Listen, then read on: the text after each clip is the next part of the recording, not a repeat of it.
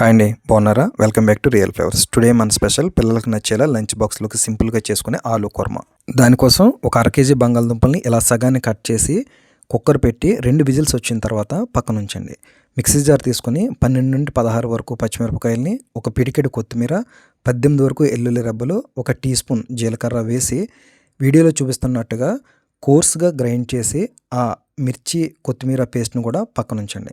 Stove మీద అడుగు మందంగా ఉన్న కడాయిని పెట్టి 2 టేబుల్ స్పూన్స్ ఆఫ్ ఆయిల్ వేసి, ఆయిల్ వేడెక్కిన తర్వాత 1 టీ స్పూన్ ఆవాలు వేసి, ఆవాలు చిటపటమన్నాక ఒక మీడియం సైజ్ ఆనియన్ని చిన్న ముక్కలుగా కోసి దాంట్లో వేయండి. ఉల్లిపాయలు కొంచెం మెత్తబడిన తర్వాత 2-3 టేబుల్ స్పూన్స్ పచ్చి బఠానీ, 1 రెమ్మ కరివేపాకు దాంట్లో వేయండి. తర్వాత ఉల్లిపాయలను బాగా వేపి ఎరుపు రంగులోకి మారుతూ ఉన్నప్పుడే ముందుగా మనం రుబ్బి పక్కన పెట్టుకున్న పచ్చిమిర్చి కొత్తిమీర పేస్ట్ను కూడా దీంట్లో వేసి పచ్చివాసన పోయేంత వరకు వేపండి. తర్వాత చిటికెడు పసుపు, రుచికి సరిపడినంత సాల్ట్ కూడా యాడ్ చేయండి. దీని తర్వాత ముందుగానే మనం ఉడికించి పక్కన పెట్టుకున్న ఆలూని కొంచెం స్మాష్ చేసి దాన్ని కూడా దీంట్లో యాడ్ చేయండి. మసాలా ఆలు బాగా కలిసేలా కలిపి మూత పెట్టి 5-8 నిమిషాల పాటు లో ఫ్లేమ్లో ఉంచండి.